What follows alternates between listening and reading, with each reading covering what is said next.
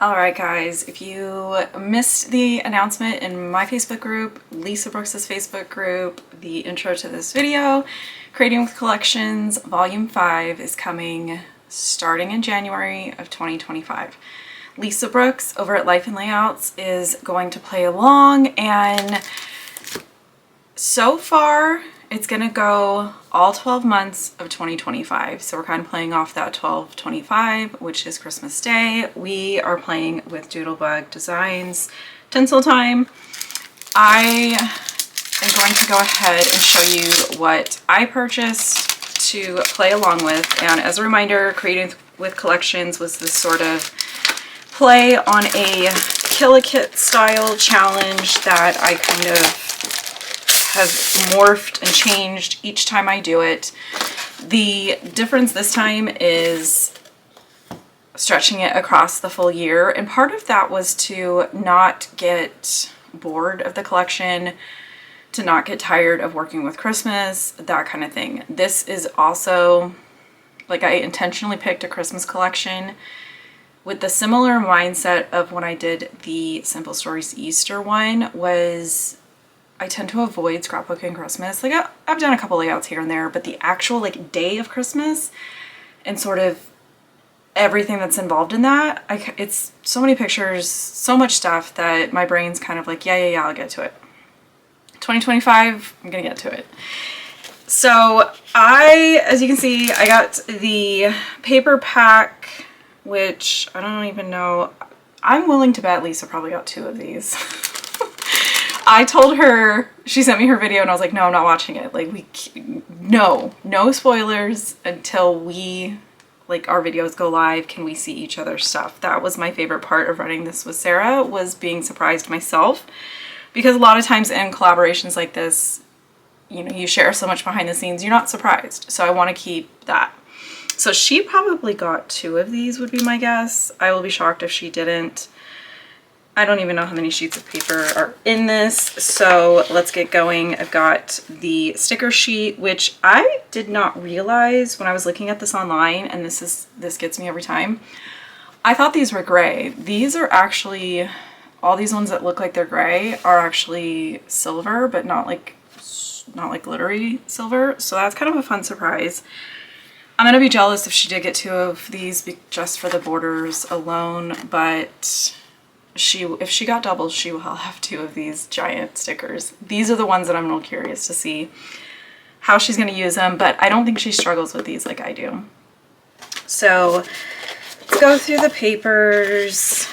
Tags, cute floral, plaid, the journaling bits with the candy on the back, 3x4 cards with reindeer, these little bottle trees, the little town or the houses, stars.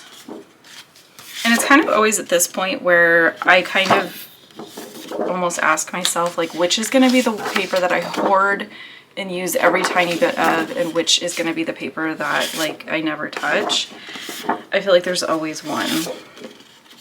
Got borders. This again is like, it's gray, but it's not as shiny as the stickers, but there is, I don't think the camera's going to pick up on it, there is a sheen to this. Santas, cute plaid. All these B-sides, I already know I'm going to gravitate toward the B-sides, and she is probably going to use these, and I struggle with these. This is why I love running creative collections with somebody else, especially somebody else that has like a slightly different style. I went ahead, instead of getting 2 of these, I got the petite prints. If I had to guess, I'd say she probably got these as well. Basically, when I do creative collections and I'm shopping, I have to tell myself to intentionally shop what I know I'm going to use, and kind of ask myself, like, what are the things when I am pulling paper in a collection pack like this, you know, when I'm trying to match up papers and figure out what I want to do, 9 times out of 10 my brain is screaming, I need more B-sides. So to fix that, I ordered the B-sides. And so I already know these are going to be super easy for me to use. I do like that there is a mix of the patterns. Hands down, linen is always my favorite. I know Lisa usually goes towards the florals, which I don't think there's any in here. So that's kind of funny. But yeah, I think that these are going to be good to mix in with the patterns. And then for, oh, my last thing of paper, I did go ahead and get the 6x6, mostly probably for the B-sides, for the smaller sides. Also knowing that this is going to go for a specific holiday. I don't know, I feel like I just got done doing my Doodlebug like Halloween class, and that is almost like similar amount of product other than the B-sides, and there's just so many die cuts, and knowing that there's so many die cuts, I wanted to make sure that I had a lot of paper. So a lot of these are going to be scaled down, and then usually in the 6x6 you're going to find a couple extra patterns that don't show up in the 12x12. I don't know that I'll notice them. There might not be. They used to have extra patterns. They might not do that anymore. But even like the borders are going to be scaled down. The cut aparts are going to be scaled down. So those are always fun to kind of die cut. This little like advent thing is scaled down. I was trying to see if the, yeah, so even like the journaling pieces are scaled down, which I love that. So that's it for like all my papers. As far as embellishments go, I got all 3 of the die cut packs. So the Chit Chat is going to be more of the titles, phrases, and like word heavy stuff. The bits and pieces, these ones always have like some tags, some tabs, some of the like larger pieces, and then you're going to get some of these like banners and lights and wreaths. These are always fun to do like scene building. And then the odds and ends is really, to me, like the meat and potatoes of doing like scene building, because this is where you've got like the characters, you've got the like houses and stuff, which I'm not sure if that's going to pick up, but good mix of sizes and stuff. There were so many like doodle pops. I didn't order any of those. Lots and lots of the enamel shapes. I only got 2.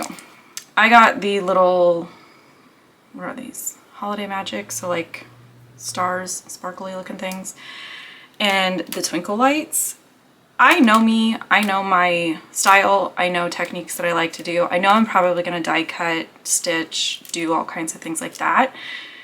So I can make tiny hearts, tiny stars, tiny kind of everything. So this I limited because these are the things that I struggled to use with the Halloween line, and I've struggled to use in the past. So I made sure that, yes, while they looked cute in the marketing photos, that I picked like the 2 that were my favorites.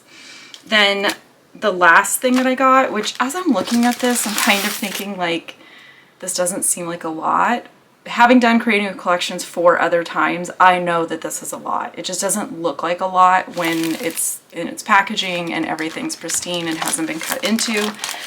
The last thing that I got, and I kept going back and forth when I was looking through all this stuff online, and I kept coming across these shaker bits. Now, these are intended for like shaker cards and stuff, but I kept going and looking at it, and they're, to me, are perfect little like pre-made, let's see if it'll focus, tiny embellishments. So think enamel dots and tiny hearts and tiny stars. So I think that this is going to be a fun kind of challenge for me personally to use, but they're so cute, and they're kind of like a rubber.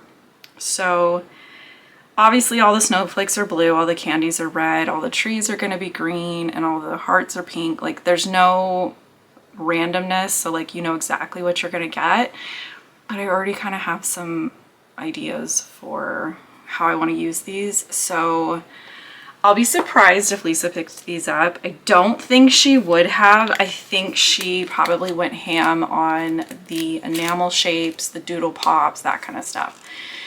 So this is my kit contents for Creating with Collections Volume 5. I have a list of like photos and years of Christmas that I kind of want to focus on.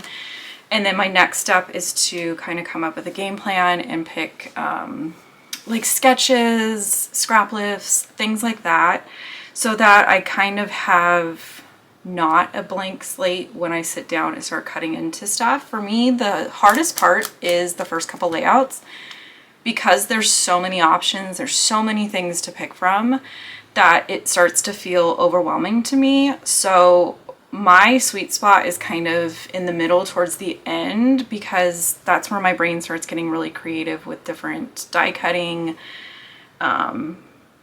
just kind of different ways of looking at the supplies, because I've been looking at them for so long.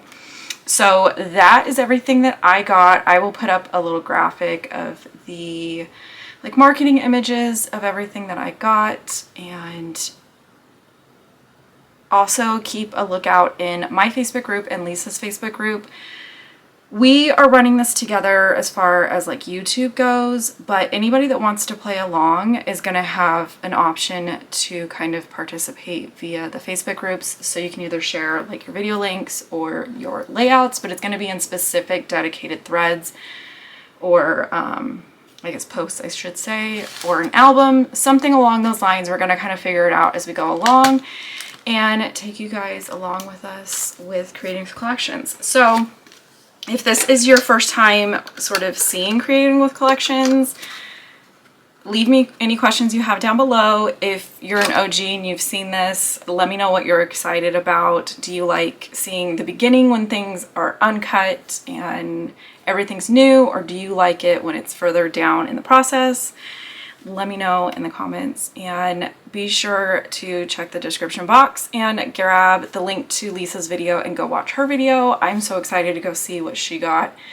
I'm sure she has like probably an organized like Excel spreadsheet of this is what she's going to do and these are the sketches she's going to use, or this is the plan that she has. Like, she maps herself out. I kind of just get in the car with my stuff and I'm like, we're going to see where we go. So with that, I'm going to leave you guys here and I'll catch you later.